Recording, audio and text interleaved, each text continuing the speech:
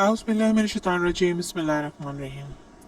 आज की वीडियो ख़ास मुहर्रम और हराम के बारे में है, जिसमें हम हज़रत इमाम हुसैन रज़ी अल्लाह ताला अन्हु की शहादत का जिक्र करेंगे। हज़रत मोहम्मद मुस्तफ़ा सल्लल्लाहु अलैहि वसल्लम का इरशाद पाक है कि जब किसी शख्स की इमारत की बैत की कर ली जाए तो उसके बाद दूसरों को ये हक हासिल नहीं कि वो लोगों को अपने हालात की बूत दे। ऐसे शख्स के बारे में आप सल्लल्लाहु अलैहि वसल्लम ने बहुत सख्त अल्फाज इस्तेमाल फरमाए थे।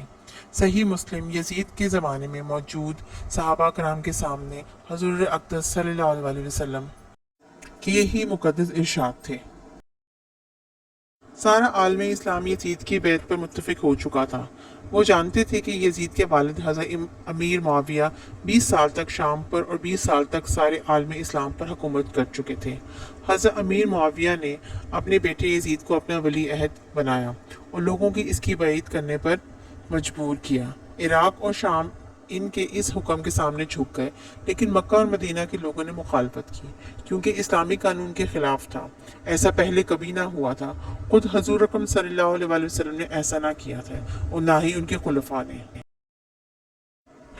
खलीफा का इंतखाब होना चाहिए था, इन लोगों ने कहा, लेकिन अमीर मुआविया अपने दलाइल पेश करते और लोगों को कायल करने की कोशिश करते, और जब इसमें नाकाम रहे तो वो अपनी फौजें बुलाकर बहनों शमशीर लोगों से बैत ले ली।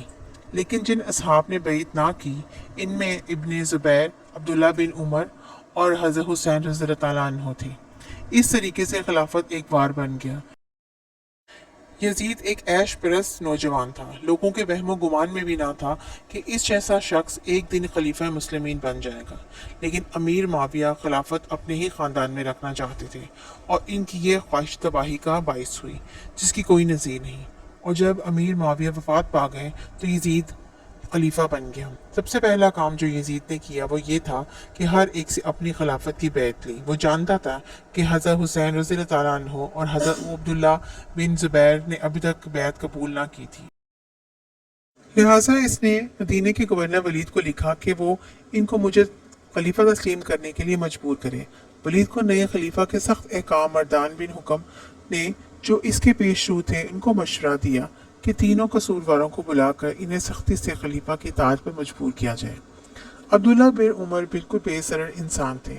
इसने कहा, लेकिन हज़रत हुसैन और अमीन ज़ुबैर ख़तरनाक साबित हो सकते हैं, इसलिए अगर वो यजीद को खलीफा तस्लीम ना करें तो इनको जिंदा ना छोड़ा जाए।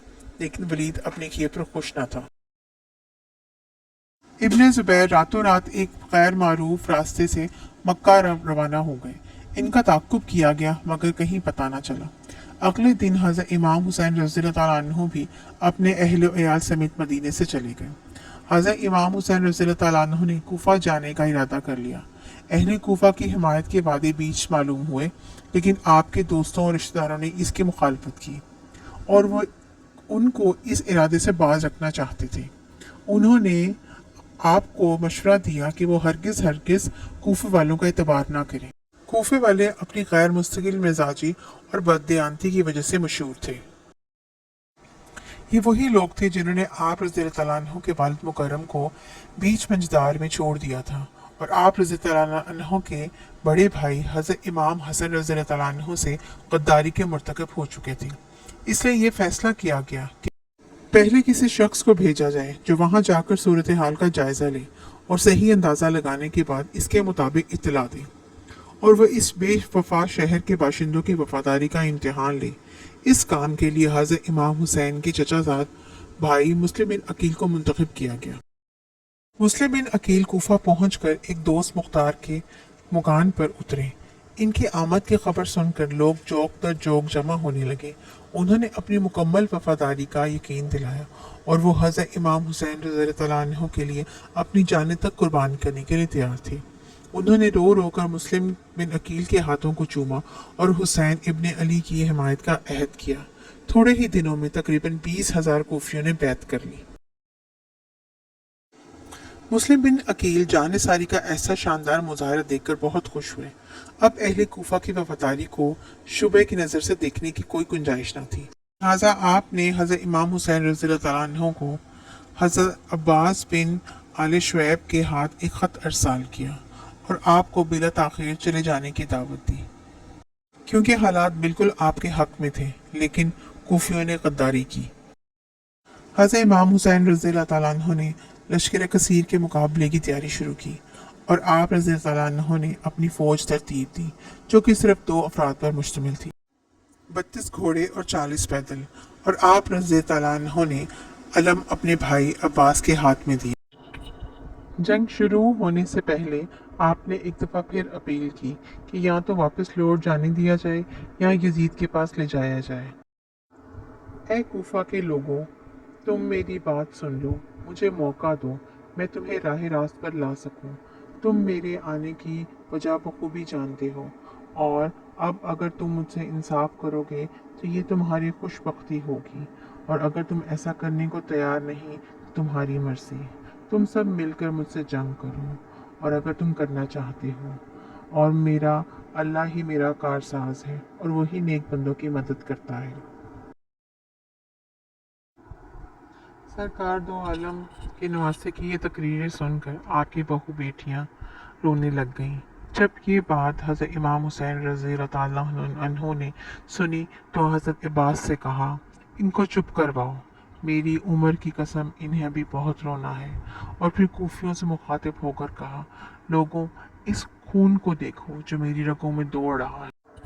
کیا تمہیں زیب دیتا ہے کہ تم مجھے قتل کر ڈالو؟ کیا میں تمہارے نبی صلی اللہ علیہ وآلہ وسلم کا نواسہ نہیں ہوں؟ کیا تمہیں رسول اللہ صلی اللہ علیہ وآلہ وسلم کا وہ قول یاد نہیں جو انہوں نے میرے اور میرے بھائی کے متعلق فرمایا تھا کہ یہ دونوں جوان جنت کے سردار ہوں گے؟ اور میرا یہ بیان سچا ہے، کیونکہ میں نے آج تک کبھی جھوٹ نہیں بولا۔ کیا تمہارے لیے یہ واجب ہے کہ تم میرے خلاف تلوار ننگی کرو؟ کیا کوئی بات تمہیں میرا خون بہانے سے باز نہیں رکھتی؟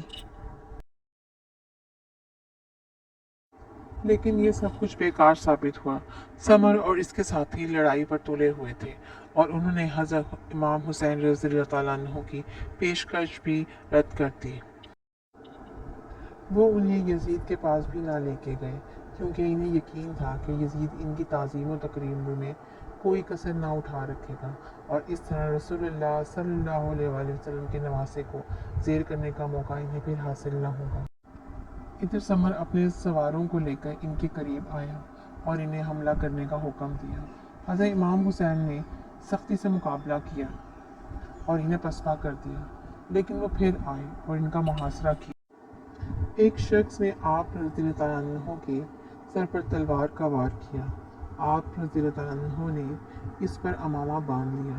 آپ کے چھوٹے بھتیجے عبداللہ بن حسن نے خیمے کے اندر سے دیکھا اور ایک لڑکی کو لے کر اپنے چچا کی مدد کے لیے باہر آیا۔ اب کعب نے حضرت حسین رضی اللہ تعالیٰ عنہ پر تلوار کا ایک وار کیا تو بچہ چلایا، کیا تو میرے چچا کو قتل کرے گا؟